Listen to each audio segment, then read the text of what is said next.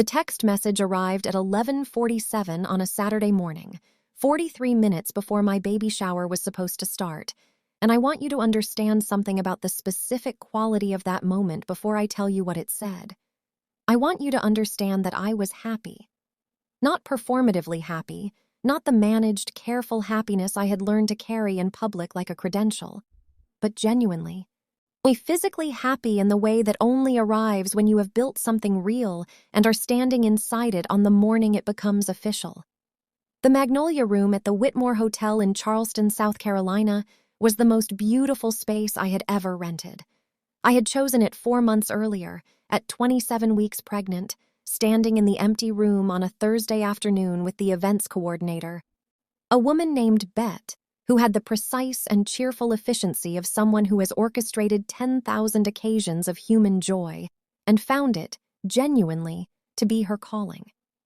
The room had tall windows that faced a small courtyard garden, and the April light came through them in long, pale rectangles that moved across the floor as the afternoon progressed.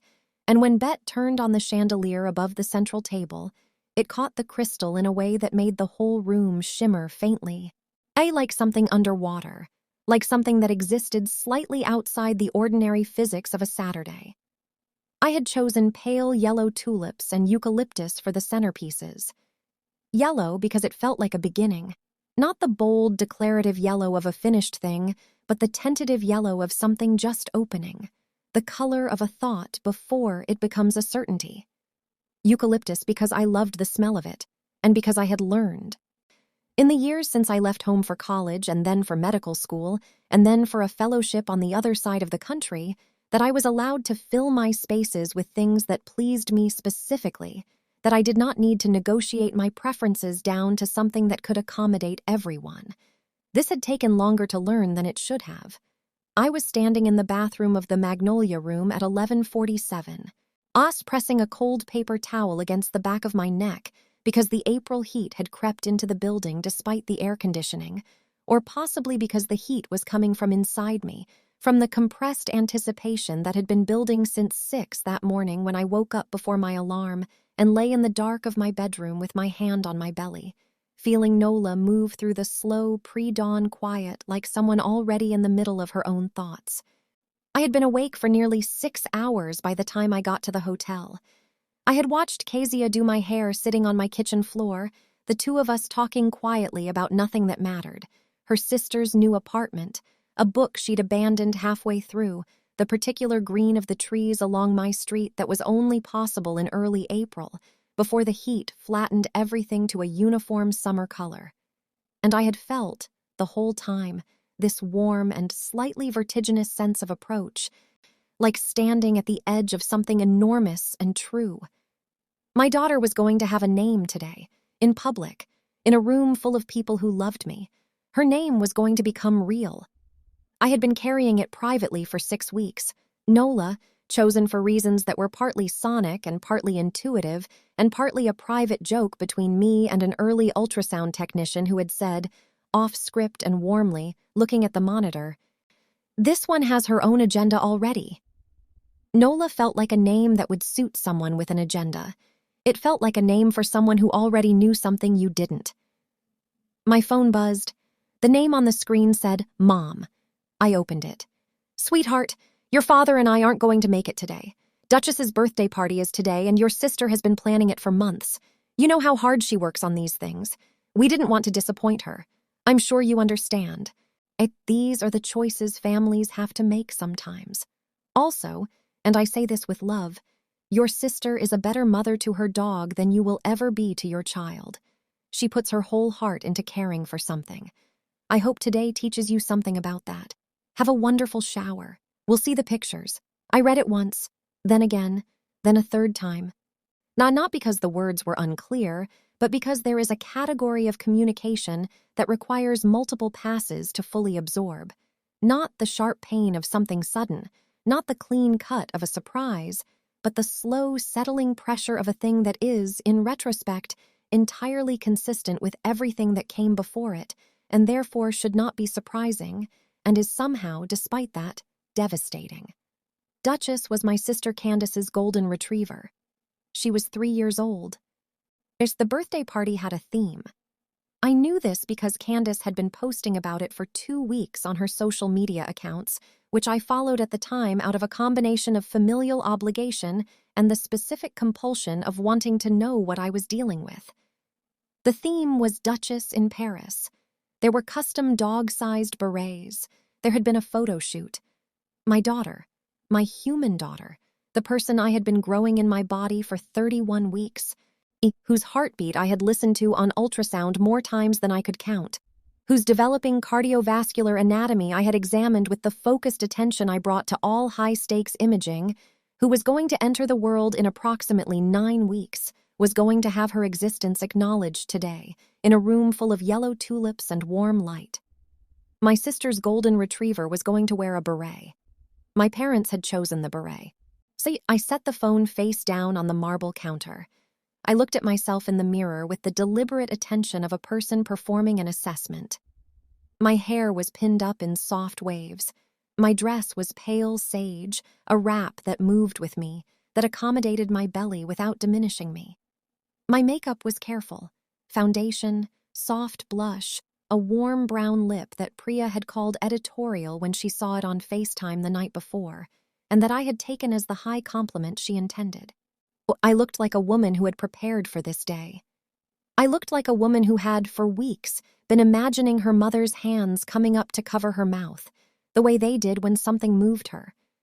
I looked like a woman who had been imagining her father in the front row, nodding slowly, registering. I took a breath. I put the phone in my clutch. I walked back out into the Magnolia room. Priya saw me come out and said, "Oh my God, you look incredible."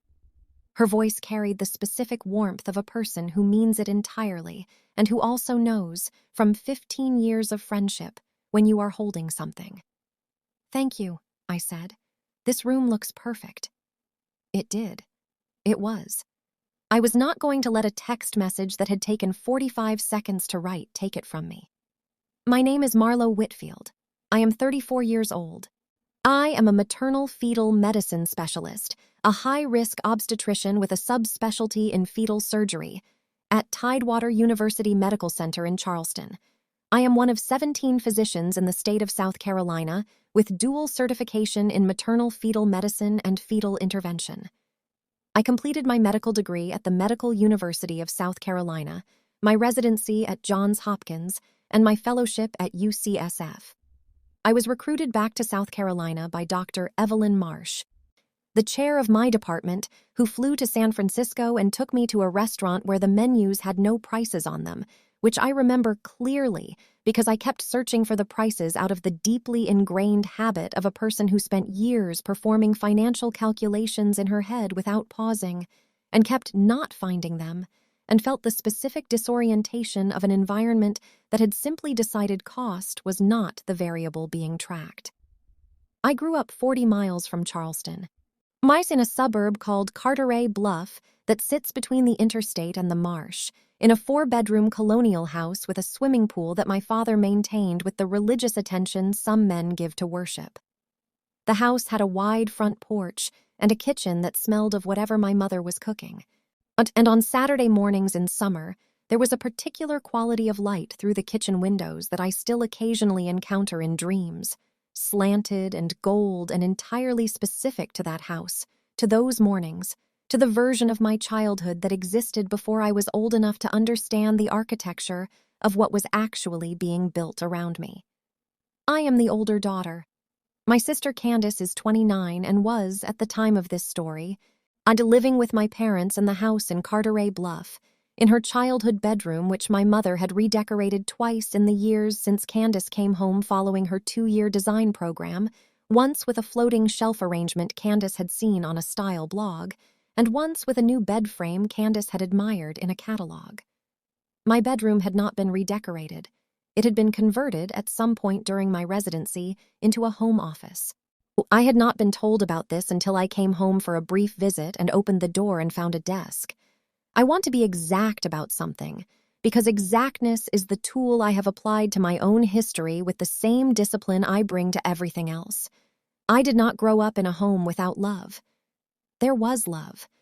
My parents were not cruel people, not deliberately, not in the ways that announce themselves clearly as cruelty. They were people who loved their children the way they understood love to operate, which was responsively rather than equitably, meaning that love, in our house, flowed toward need, toward urgency, toward the visible and audible demand. And Candace, from very early, was the more visible and audible demand. I was the other kind. I was the kind who figured things out. I was the kind who, when something was hard, made it look not hard. Because I had intuited early that the appearance of not needing anything was the condition under which I was most approved of. And approval, I want to be honest about this, even though it is not flattering, was something I wanted. I was a child. I wanted my parents to be proud of me. I shaped myself into the child most likely to produce that result. What I had not understood, at 7 or 8 or 12, was that I had accidentally made myself illegible to them. I had made myself the child who didn't need anything, and in doing so, I had made it possible for them to stop looking.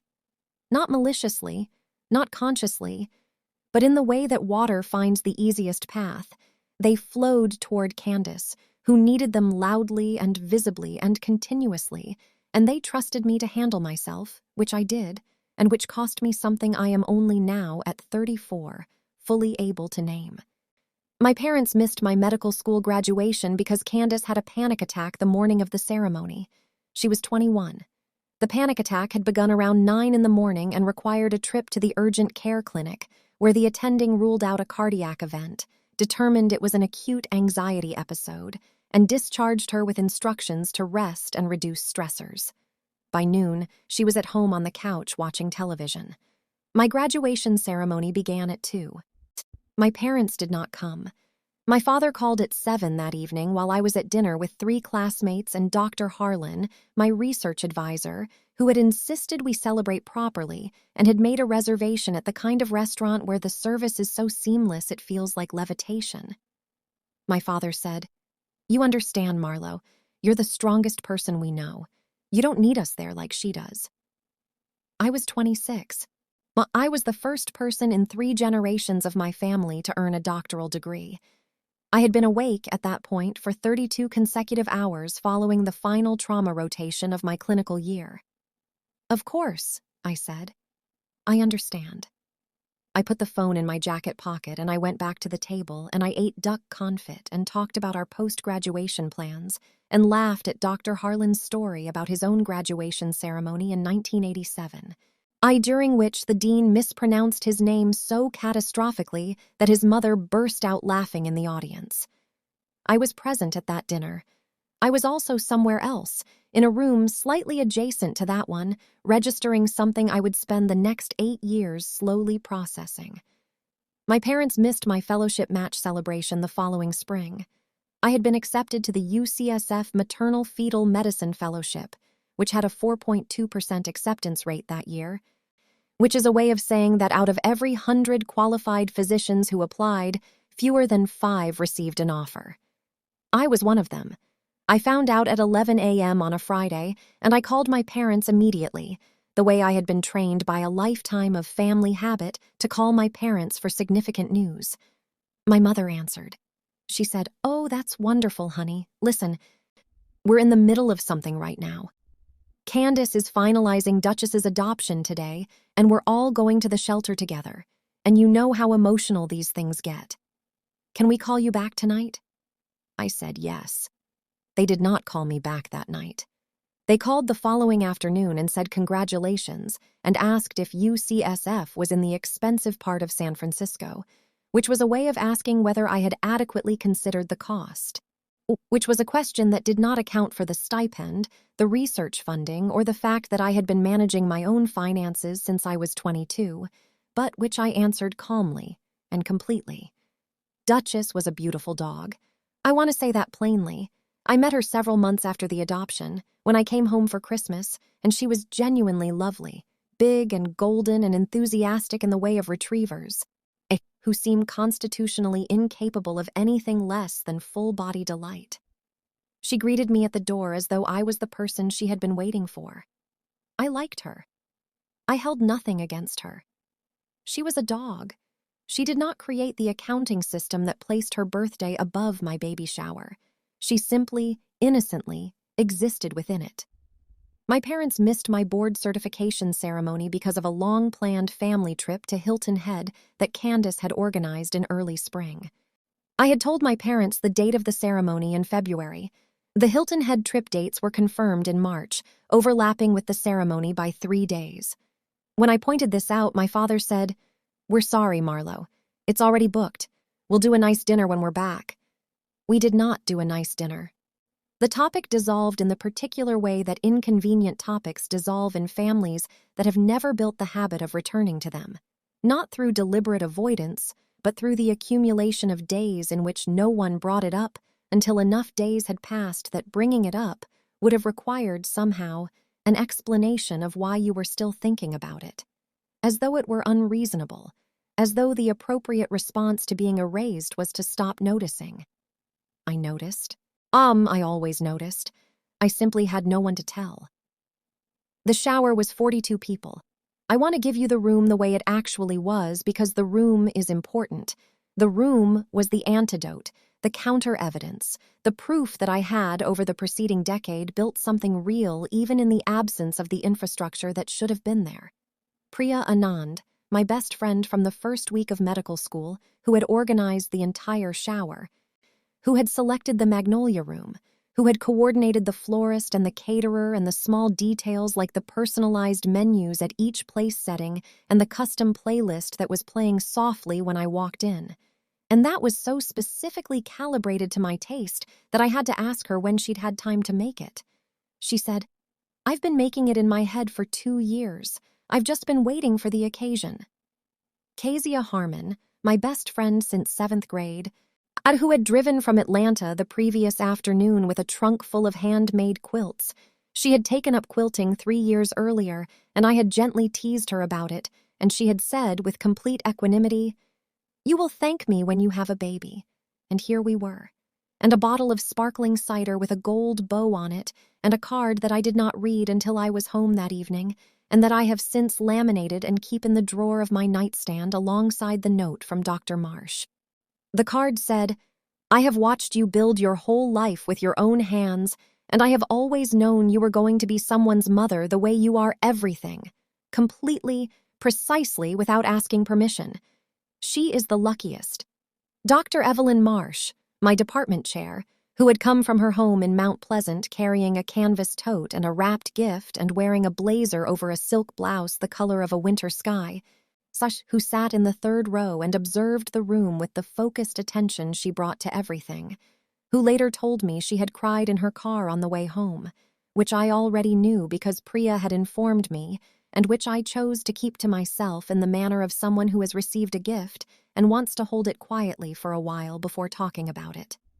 Rosa Delgado and Danielle Park, 2 of my nurses from the MFM unit, who arrived together in their Saturday clothes looking both utterly different from and completely identical to their work selves, who brought a gift together, a personalized hospital bag with both my name and Nola's name embroidered on the outside in gold thread, and who had known the name for 3 weeks because I had told them early, because they were in the category of people I trusted with early things. My neighbor Colette, who had moved onto my street the previous September with her husband and their 3-year-old, and who had, in the 7 months since, become one of the most reliable presences in my life, in the specific way of a person who notices when your lights are on late and brings over food without making it a production. She brought a mobile she had made herself, hand-painted ceramic birds on thin wooden dowels, and when she pressed it into my hands, she said, "I made the birds look a little skeptical on purpose. I feel like that fits." My college roommate, Anisha, 3 colleagues from the MFM department, women I had trained alongside and whose company I sought out. My medical school classmates Yolanda and Beth, who had driven together from Columbia. The events coordinator, Bet, who was technically there in a professional capacity but who had, over the course of 4 months of planning, crossed into something warmer than professional, and who I saw, at one point, genuinely wipe her eyes during the name reveal, quickly, hoping no one noticed. 42 people, 42 people who came. The 2 chairs at the front remained empty. Priya had removed the name cards from the settings there when she saw me come out of the bathroom and understood from my face that something had changed. I watched her do it from across the room, quick, efficient, without drawing attention, and loved her for it with the specific depth of love reserved for people who understand what you need before you can articulate it. The shower proceeded. There were games, a baby item identification game that Rosa won with such speed and confidence that Danielle accused her of practicing, which Rosa neither confirmed nor denied, and a brunch spread that the caterer had constructed to be both beautiful and substantively edible, which I appreciated enormously because I was 31 weeks pregnant and had been hungry for approximately 3 months. There were gifts, opened one by one, each one held up for the room. The developmental toy subscription set from Dr. Marsh, curated with the specificity of a woman who had read the research, the enormous pile of clothing from Priya, my entire bonus, no regrets, the quilts from Kessia, 3 of them, each in a different color palette, the mobile from Colette, the personalized hospital bag from Rosa and Danielle, which I held against my chest for a moment when I saw Nola's name embroidered there in gold, and felt her move inside me in her slow, tumbling way, and understood something about continuity that I couldn't quite articulate, but that settled in my chest like a warm weight. At 2 o'clock, Priya handed me the microphone. This was the planned moment. I had been planning it for 6 weeks. Since the name settled into certainty, and I began imagining the occasion of making it public. I had written a short speech. I had practiced it, not obsessively, but enough to know its shape, to feel where it turned. What I had not planned was the second part, the middle name. That had been decided 43 minutes earlier, in the bathroom, standing at the mirror with a cold paper towel against my neck and my mother's text open on my phone. I had looked at myself in the mirror and I had thought, who showed up? And the answer was immediate and specific. I looked out at the room, 42 faces turned toward me, open and warm and present. The afternoon light moving across the floor in long rectangles. The tulips on the tables fully open now after the warmth of the room, bending slightly toward the windows. The 2 empty chairs to my left. I looked at them once. Then I looked away. I'd like to reveal something my family couldn't be here to see, I said. The room shifted. Not with discomfort exactly, but with the heightened attention of people who understand that a true thing is about to be said. Kezia's face went still in the specific way that meant she was preparing to feel something on my behalf. Dr. Marsh's expression didn't change, but I saw her sit slightly more upright. Rosa and Danielle exchanged a glance. I reached into my bag. I pulled out the letterpress card. I held it up so the room could see. Nola Evelyn Whitfield. The sound that went through the room was not one sound, but 42 separate and simultaneous sounds, overlapping into something that felt like weather. Warm weather. The kind that arrives unexpectedly in late autumn and makes everyone stop what they're doing and look up. Dr. Marsh's hands came up to cover her mouth. Kezia began crying before the full impact had landed. Preemptive crying, which is a specific form of love. Priya said, Marlo, in the tone that is not a question but a complete emotional sentence. Colette pressed both hands over her heart. Rosa grabbed Danielle's arm. Danielle grabbed back. Bet, in the back, wiped her eyes quickly and looked at the ceiling. I said, Nola means famous in Irish. I hope she earns that in her own time, on her own terms, for reasons that are entirely hers. I paused. And Evelyn, because some people show up, because some people make the choice to come. I looked at Dr. Marsh directly, because some people make you feel worth flying for, and I wanted my daughter to carry the name of someone like that. Dr. Marsh stood up. She crossed the room in a way that parted the crowd without effort, the way she moved through every space, with the particular authority of a person who has always known exactly where they are going. She took my face in both of her hands, and she said quietly, close enough that I could hear it under the noise of the room, she is going to know every single day that she is loved. I did not cry. I had decided in the bathroom, in the 43 minutes between the text and the microphone, that I was not going to cry at this shower. Not because the grief wasn't present. It was present. It was entirely present. It was sitting in the adjacent room of my chest where I had put it. But because I had decided that this afternoon belonged to Nola and to the 42 people who came, and I was going to stand in it fully, not survive it. Grief would come later, and I would let it. But this was mine, and I was keeping it. My phone, in my clutch, began to vibrate. I felt it through the fabric of my dress throughout the rest of the afternoon, during the cake cutting, and a pale yellow lemon cake with cream cheese frosting that I ate 2 slices of without apology. During the last round of hugs, the layered warmth of 42 sets of arms. During the photo that Priya insisted on taking of me and Dr. Marsh and Kezia together in front of the centerpiece, the 3 of us in the afternoon light, me with the letterpress card held against my chest. I felt the phone buzzing and I did not take it out. I already knew what it was. The shower had been posted. Someone's phone had captured the name reveal. The 47 seconds of me holding up the card, the sound of the room, the 2 empty chairs visible in the background if you knew where to look. The video was moving.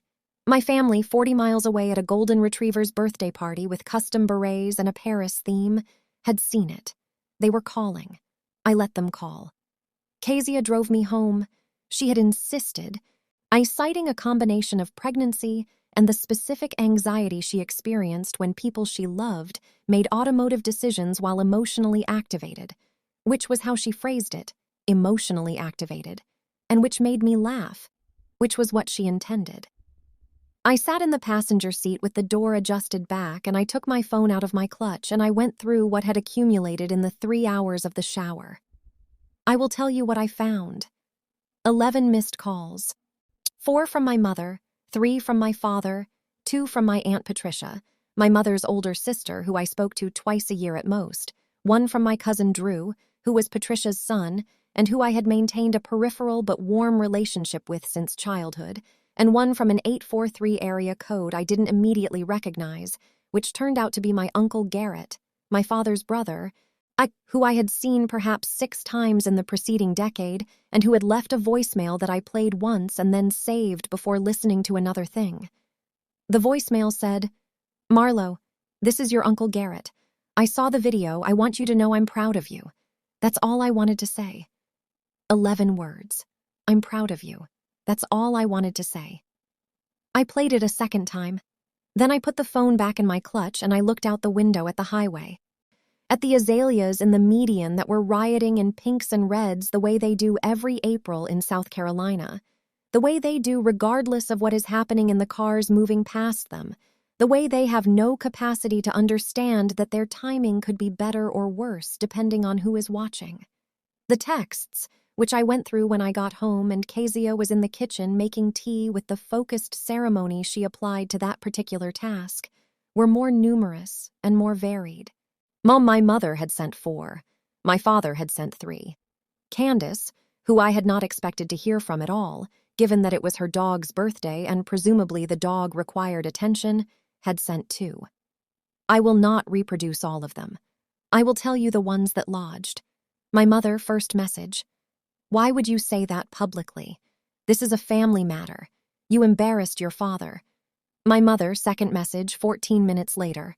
"Evelyn, you named her after your boss. After everything we've done for you."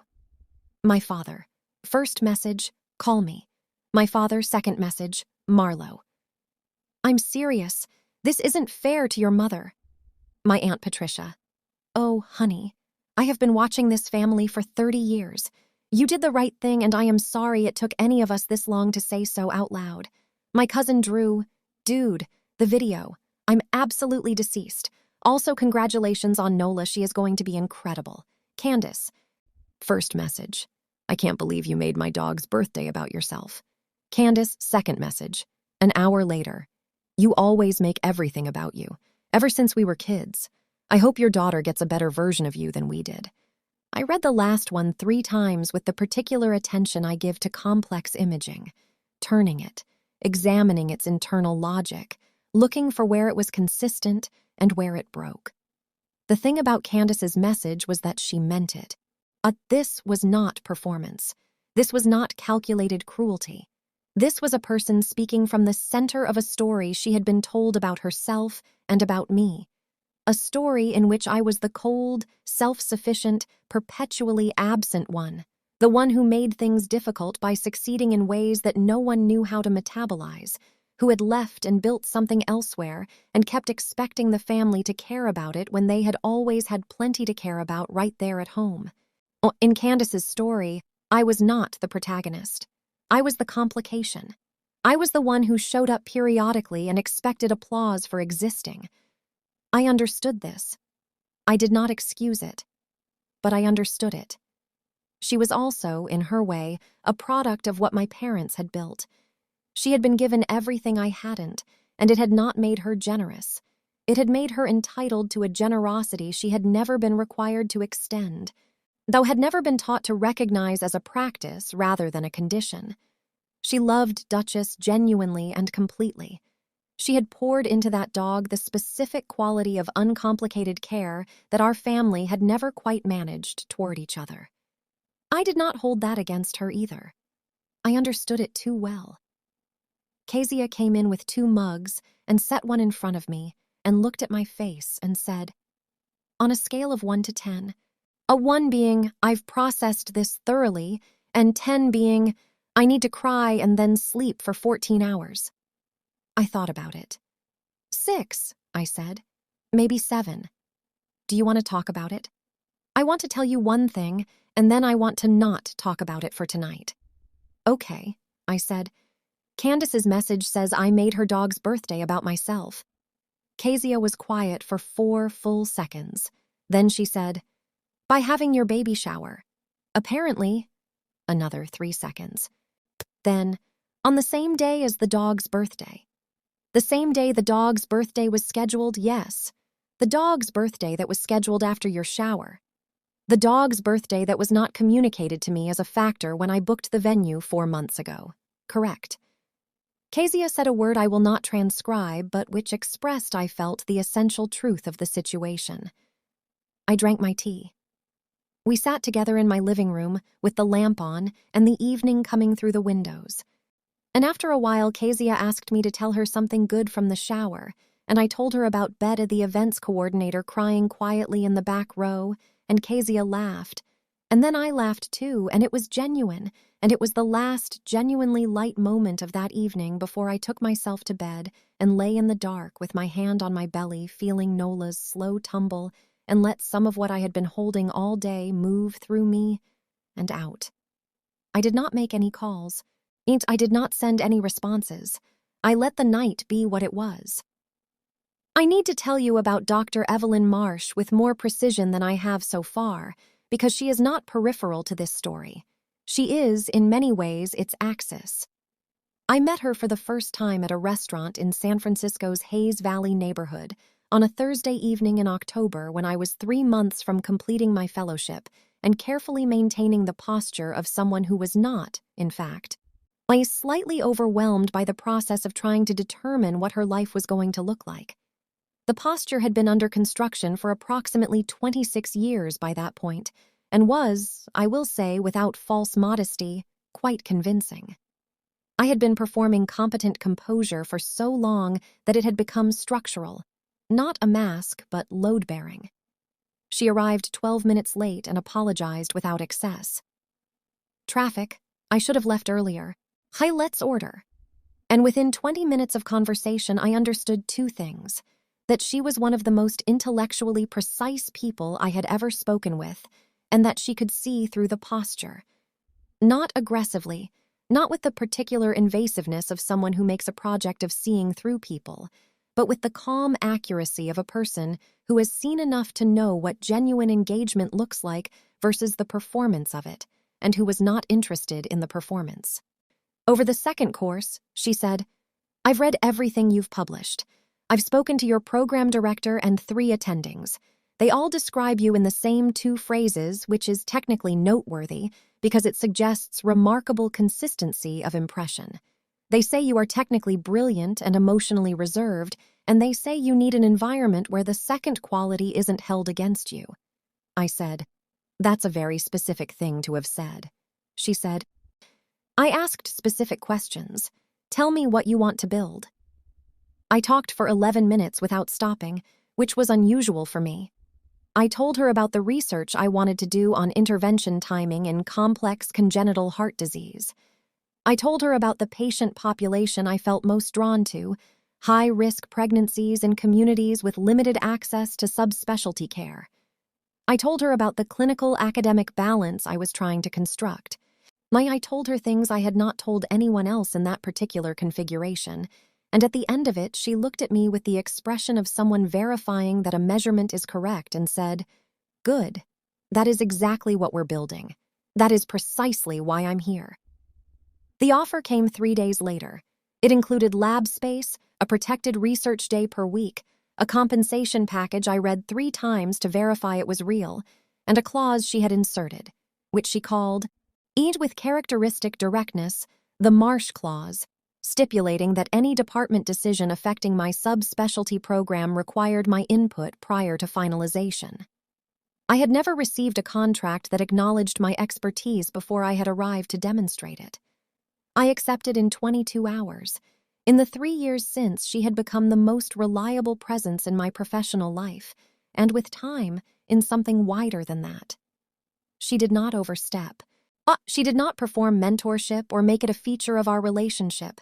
She simply paid attention and responded to what she observed, which is, I have come to understand, rarer than it sounds and more significant than it is usually given credit for. When I told her I was pregnant, 7 weeks in before I had told almost anyone, she did not offer a feeling. She said, "Who's your OB? They should be MFM. I'll make some calls." When I told her the relationship had ended before the pregnancy was confirmed, amicably enough, but ended, and that I was doing this alone by deliberate choice, she said, "Good. You don't need an obligation dressed as a partner. What do you need from me?" When I asked her to be on my emergency contact list, my first call, ahead of Kezia, because in a medical emergency I wanted someone who could talk to physicians as a physician, she said, "I was going to ask if you'd let me." She came to my shower with a handwritten note that she pressed into my hand as she was leaving, folded in thirds, which I opened that night after Kezia was asleep. I want to tell you what it said without reproducing it in full, because it was private, because it was given to me and belongs in that category. I will say this. It said that I had built something real, that Nola was arriving into a life constructed by hand, without the infrastructure that should have been there and largely wasn't, that this was not a small thing. She used the word extraordinary, which she is not given to using lightly, in a context that I understood was precise. I keep that note in my nightstand drawer. I read it on difficult mornings. I have read it more than 50 times, and it still lands the same way every time, which tells me something about the specific weight of being seen accurately by someone who does not require anything from you in return. The video was at 11,000 views by the following morning, which I discovered when I finally allowed myself to look at my phone with full attention. Priya had posted it on her account and tagged me, and it had moved the way things move when they find the frequency of a widely held private feeling. I watched it once. The 47 seconds of myself in the pale sage dress, my voice steady and composed, the sound of the room responding, the 2 empty chairs visible in the left edge of the frame for anyone who looked. I watched people in the comments looking. They found the chairs immediately, and the conversation that broke open around them was one I recognized intimately, the conversation of people who have been the child who wasn't shown up for, who have sat in those chairs themselves in various configurations, who have developed whole architectures of internal life around the specific silence of not being considered worth the adjustment. I did not read all of the comments. I read a portion of them, and then I closed the app and went to work. Work was, as it always is, the most stabilizing force available to me. I have a complicated relationship with this fact. I am aware that medicine has sometimes functioned as the place I went when human relationships were insufficient, And I have done enough therapy to understand that this is a pattern worth examining rather than simply sustaining. But I am also honestly convinced that the work itself is good and necessary, and that the relief it provides is not only displacement, but also genuine purpose.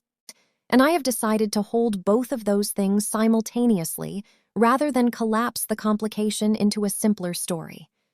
I had 3 patients in clinic that Monday. A 36-year-old with a twin pregnancy complicated by early signs of twin-to-twin transfusion syndrome who needed her second detailed anatomy scan and an honest conversation about what we were watching for. A 29-year-old with a complex cardiac history, repaired tetralogy of Fallot, whose fetal cardiac assessment we were following week by week with a visiting pediatric cardiologist. A 41-year-old on her 4th pregnancy, 3rd with me, who had delivered her previous 2 at 32 weeks due to cervical incompetence, and who I had been managing with a cerclage placed at 14 weeks, and who was now at 28 weeks and holding, and who came to every appointment with her husband and her 2 children who sat in the waiting room with books. I saw each of them in full. I was present for each of them completely. This is not something I say as self-congratulation, but as a statement of how the work operates as a counterweight. The specificity of other people's genuine need has a way of organizing everything else around it. At lunch, I ate at my desk and responded to emails and did not look at my phone's personal notifications.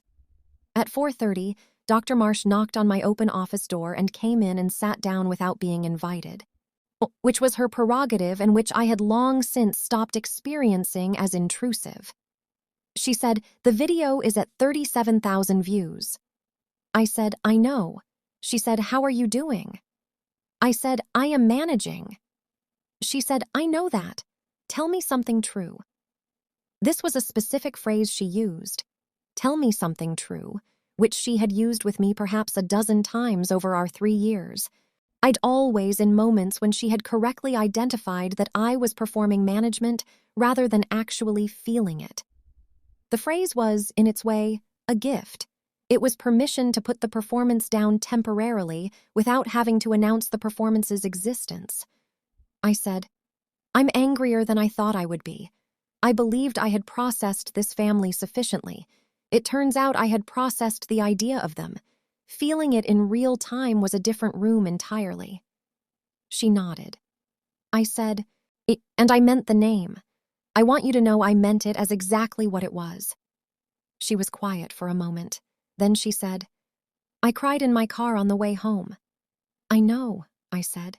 "Priya." She said, "Priya should genuinely learn to keep her own counsel, without any edge at all." We sat together in my office while the light changed outside and the hospital settled into its evening register. That specific quieting that is not actual quiet but a shift in frequency. Is the day's urgency redistributing into the calmer, more concentrated attentiveness of the night staff? We talked about small things, a paper I was revising, a fellowship candidate she was considering, the particular problem of a departmental meeting scheduled for the following week that neither of us was looking forward to. When she left, she put her hand briefly on my shoulder and said nothing. This was exactly sufficient. Nola Evelyn Whitfield was born on a Thursday in June at 7:42 in the morning, 6 days before her due date, in Labor and Delivery Suite 4 at Tidewater University Medical Center, delivered by Dr. Priya Anand, who had cleared her schedule 3 weeks in advance and communicated this to me as a statement of fact rather than an offer, which was the appropriate approach. She weighed 7 pounds, 2 ounces. She had a full head of dark hair and the focused, my evaluating expression that I would come to understand was her permanent resting expression, the one she brought to everything, feeding, the middle of the night, the first time she encountered the mobile with Colette's hand-painted skeptical birds. Kezia, who was in the room, took one look at that expression and said quietly, "She is absolutely your child," in a tone of complete satisfaction. The labor was 14 hours, which is not what anyone would choose but is not, in the clinical literature, abnormal for a first delivery.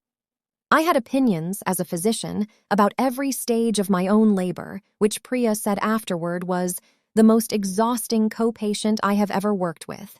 and which I received as the affectionate criticism it was. At some point during active labor, I said, "I know what you're about to do. I know why you're doing it. Please just do it without explaining your rationale." And Priya said, "I was going to ask if you wanted more ice chips," and we both laughed, which was the right thing to happen. When Nola arrived, the sound she made was immediate and certain and absolutely her own, not the generalized cry of a medical textbook, but a specific voice, specific frequency, already particular. I know that I am her mother, and therefore not objective. I also know what I heard. Priya placed her on my chest. I want to be honest about what happened then, which is that I understood something I had only understood theoretically before, something that my work had given me a partial, intellectual, second-hand version of, which is that the most fundamental form of love is spatial and continuous. It is simply being in the same room as someone and choosing every moment to stay. It does not require an accounting system. It does not require the management of adequate performance. It does not require a golden child to stand in contrast to. It is just there, immediate and renewable, the cleanest thing I have ever felt. My parents did not come to the hospital. My mother sent flowers 2 days after the birth, a large arrangement expensively assembled with a card that said, "Congratulations on your daughter. We hope to meet her soon." The phrasing, "we hope to meet her," registered as strange to me in a way I couldn't immediately articulate and then could. It was the language of distance. Sees the language of someone describing a future conditional rather than a plan. We hope, as though the meeting were theoretical rather than something within their control to make happen. My father left a voicemail. He said, "Marlo, we want to be there. We want to be part of this. Please call us back." I did not call back. I want to be precise about this. It was not strategic. It was not cold. It was a new mother in the first days of her daughter's life who had made a decision over years and ratified it definitively in the bathroom of the Magnolia Room. And that decision was that she was done spending her limited resources managing the feelings of people who had not managed hers. This was not punishment. It was priority. The difference matters enormously and is almost never correctly understood by the people on the receiving end of it, which is, in its way, part of the problem. Kezia stayed for the first week. She slept in the pullout in the corner of the bedroom and handled the 2 a.m. and 4 a.m. wake-ups with a competence and cheerfulness that I found genuinely miraculous, and that I told her so, and she said, "I have been waiting my entire adult life for this particular assignment." Rosa and Danielle brought groceries on day 3, leaving them in a canvas bag on the front porch with a note that said, "Don't come to the door. Sleep." The groceries are self-explanatory.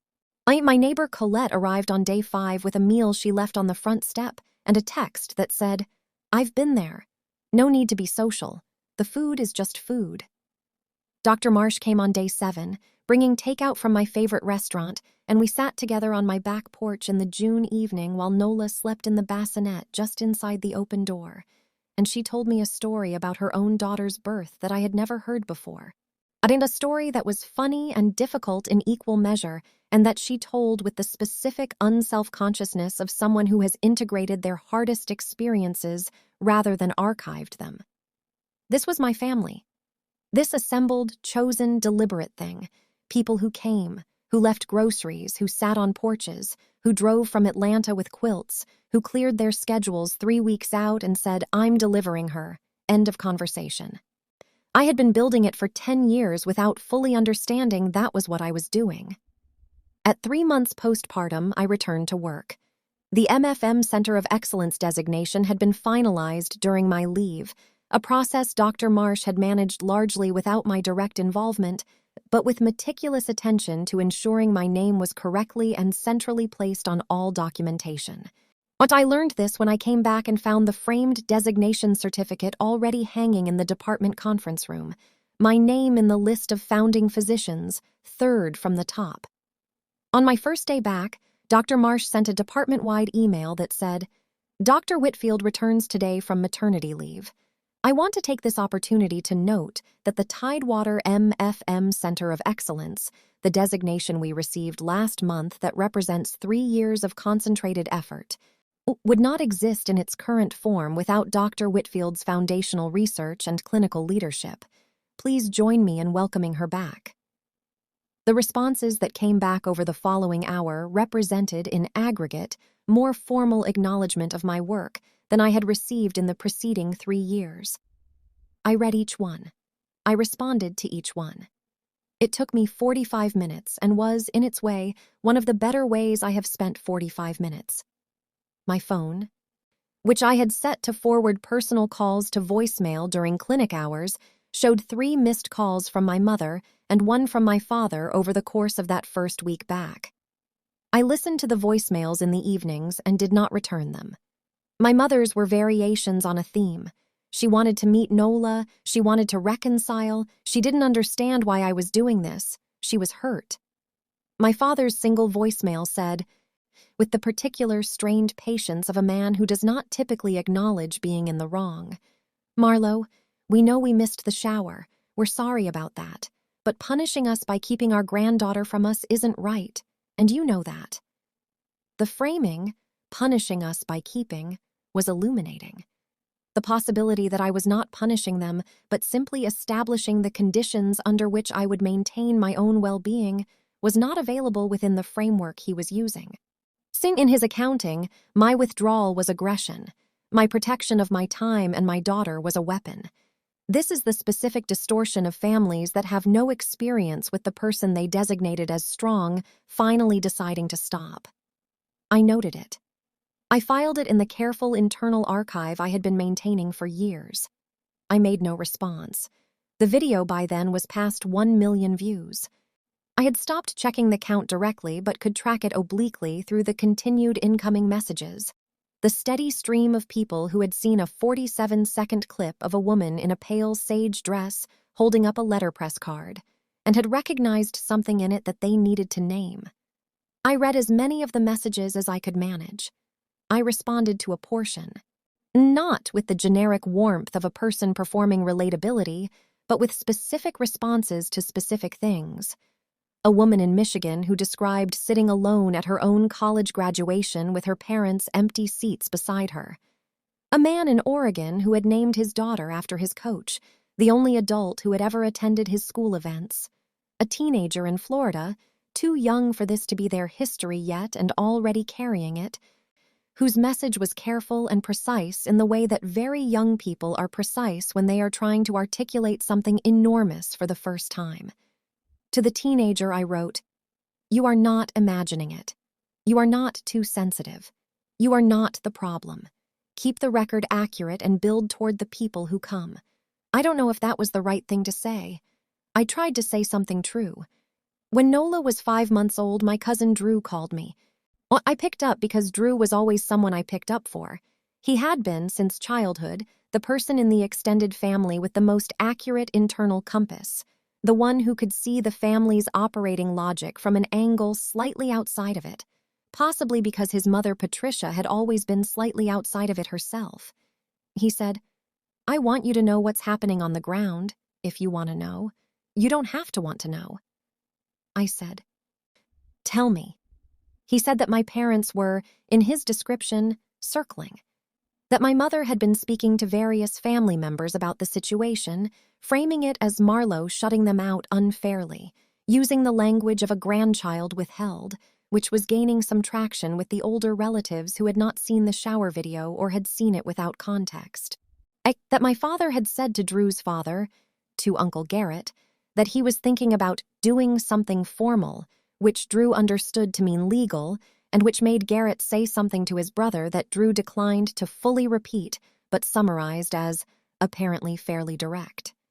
He said that Candace had, in the weeks since the shower, become somewhat more circumspect than her initial messages suggested, that the volume of public response to the video had apparently landed on her in a way she hadn't expected, that people she knew personally had seen it and asked her about it, that the specific social exposure of the situation had introduced a form of accountability that prior situations had not.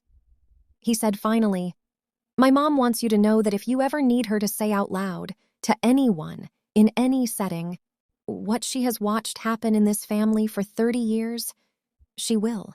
She has been keeping her own records. I thought about Aunt Patricia's email. I thought about the phrase she had used. I let family loyalty function as complicity. I thought about what it meant to have a witness, even a late one, even one who had been silent for 3 decades. Even imperfect witnessing is something. Even partial visibility is better than none. I said, "Tell her I'm grateful. Tell her I might take her up on that." Drew said, "Also, for what it's worth, Garrett cried when he saw the video. I'm not supposed to know this, but I definitely know this." Uncle Garrett, who left an 11-word voicemail. "I'm proud of you. That's all I wanted to say." "I know," I said. "He called." Drew said, "Of course he did. He's been waiting to say that for 20 years and he needed a clear opening." The meeting with my parents happened in September, when Nola was 4 months old and I was back at work and had had sufficient time to move from the raw, protective animal attentiveness of early postpartum into something steadier, something with more room in it. I agreed to it on specific stated terms. Neutral location. 1 hour. Kezia available by phone. No management of their emotional responses. I communicated these terms in a text message, which I sent after drafting it 3 times and reading each draft aloud. A practice I had developed for important communications that I wanted to be precise and without ambiguity. They arrived together. My father in his good jacket. My mother with her hair done and a careful, braced expression that I recognized. She wore it at family occasions when she was prepared to feel things but not fully prepared to show them. They both looked, as I said, smaller than I remembered. This happened to me with patients sometimes. A person who had loomed large in my clinical worry turned out, in person, to be simply a person, frightened and specific, and contained within their actual dimensions. My mother began by saying that they wanted to meet Nola. I said, "I know." My father said they had made mistakes and wanted the chance to fix them. I said, "I want to say something, and I need you to hear it without responding until I'm finished." They both nodded. I'm not here to revisit the history. I'm not going to perform forgiveness I don't currently have. What I'm willing to offer is this. I will allow a single supervised introduction to Nola in my home on a date I determine, with ground rules I will specify in advance. If those rules are followed, and if subsequent visits go well over time, we can discuss what an ongoing relationship looks like. That's what I'm offering. My mother said, "I said something terrible to you, in the text, about being a mother." "Yes," I said, "you did." She stopped. "I don't know what I was. Defensive. Candace was upset and Mom." I waited until she was looking at me directly. "I know why you said it. I understand the reasoning that produced it. And I need you to understand that it confirmed something rather than introducing something new. I have been accumulating the evidence of what this family's accounting system looks like for a long time. That text was not the first entry. It was the one that made the pattern impossible to rationalize." She did not speak for a long moment. My father said, "The terms are fine. Whatever you need." I said, "Good." I left with 11 minutes still on the hour. I sat in my car in the parking garage for 4 minutes before starting the engine.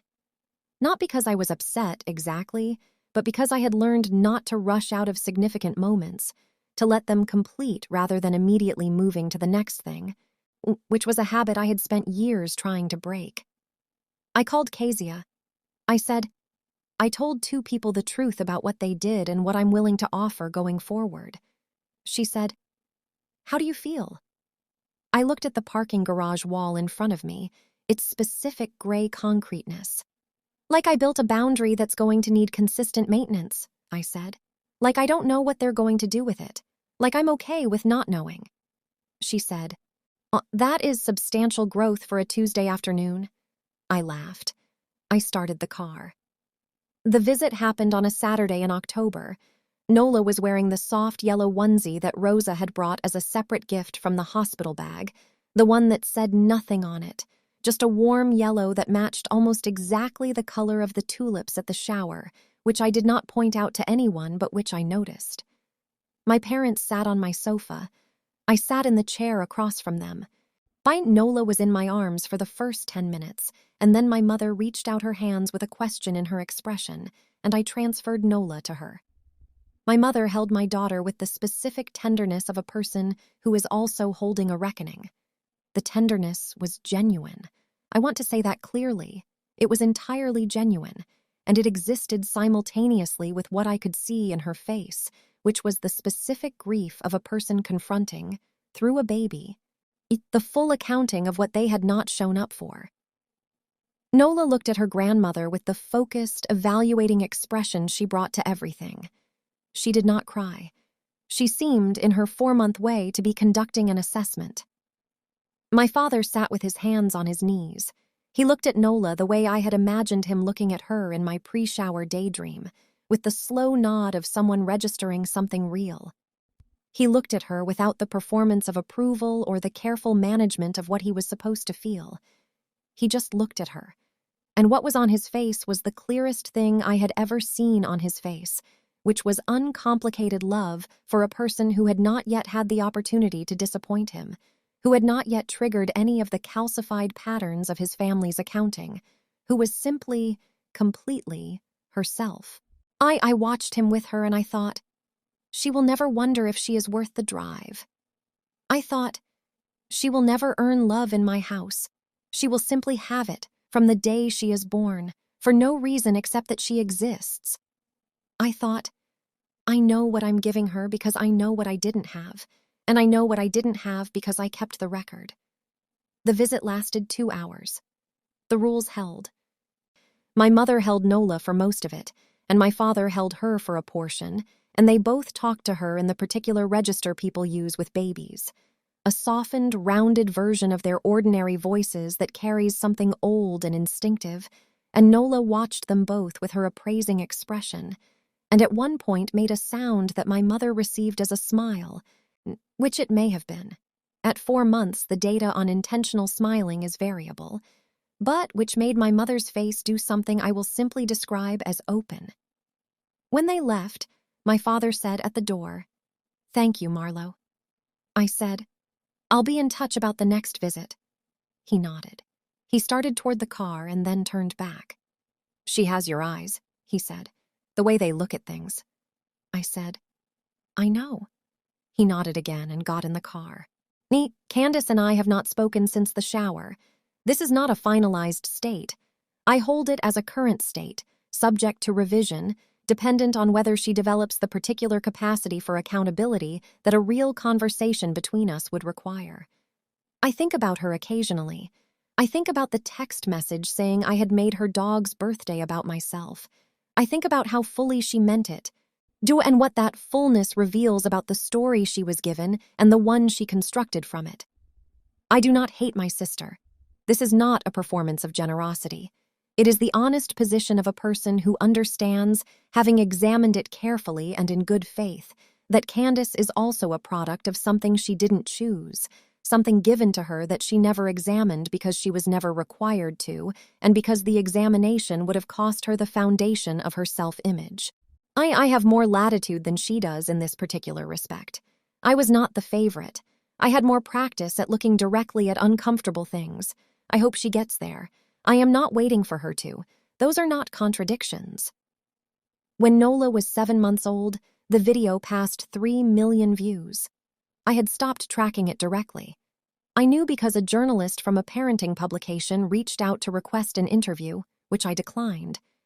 And a podcast about family estrangement and the psychology of parental favoritism reached out through Dr. Marsh's department email, having found her through the video's comments where someone had identified me correctly, which I also declined, but filed as an interesting data point about how far a 47-second clip can travel when it lands on the right frequency. The comments on the video had become something I thought of as a document.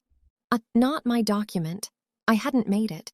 But a document about something real and widely shared that had been mostly unnamed until it had a name. The child who was always fine. The child who didn't need it. The child whose achievements were filed under the heading of course she did, rather than look what she did. The child who had been quietly trained, for reasons of family logistics and structural ease, to require nothing, and who had learned the lesson so thoroughly that by the time she wanted to unlearn it, she had to dismantle the whole architecture first. I know that story from the inside. I know its specific geography. I also know that it ends. Not in a single dramatic moment, though the shower was a moment, the text message was a moment, the name reveal was a moment, the 47 seconds of a woman in pale sage holding up gold letterpress was a moment. But the ending is not a moment.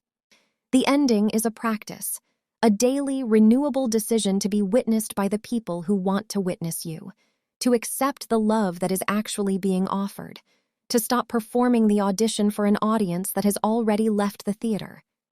I am 34 years old. I have a daughter who is, as of today, 8 months old and deeply opinionated about her breakfast and the mobile with the skeptical birds and the specific quality of afternoon light in the corner of the living room where I set her bouncer, which is her favorite hour, the hour when she looks at the light moving through the window with the focused curiosity of someone working out a problem. She has my eyes, the way they look at things. My department is the best it has ever been. The Center of Excellence designation has attracted 2 new fellowship candidates and a research partnership with a cardiology group at Duke that I have been trying to establish for 2 years. I have a paper under review on intervention timing that I believe is the strongest clinical argument I have made in print. My protected research day is Wednesday. I guard it ferociously.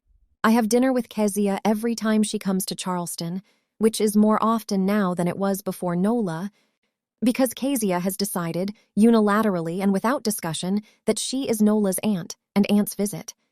I have a standing lunch with Dr. Marsh on alternate Fridays that is officially a working lunch and is actually anything we want it to be, including sometimes just lunch.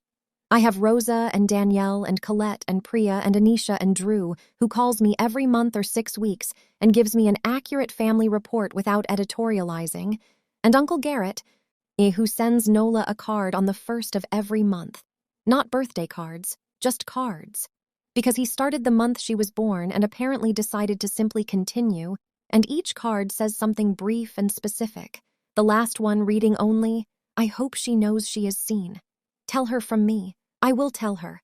I will tell her from the beginning, before she can understand the words and before the words are necessary. In the way I already tell her. In the particular quality of attention I bring to her focused morning expression, in the specific warmth I feel when she makes her tumbling motion that she has been making since before she was born, in the fact that I chose her name deliberately and publicly and in front of the people who came, and that the choosing was a declaration not just about her, but about the kind of mother I was committing, in a room full of witnesses to be. Your worth is not determined by the people who refuse to see it.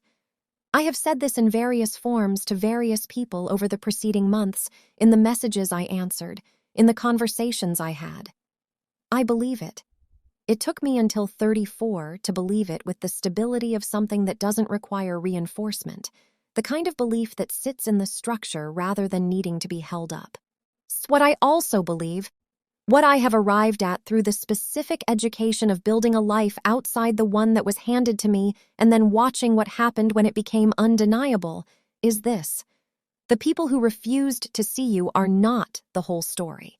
They are a chapter, sometimes a long one, sometimes one that marks you in ways you spend decades understanding. But they are not the conclusion. They are not the authority. They do not get to write the final accounting. You do. In the room you build, with the light you choose and the tulips you select for their specific shade of beginning, and the 42 people you invite who come because you have spent years, quietly and without fanfare, being the kind of person worth coming for. That is the whole lesson. That is the thing you carry out.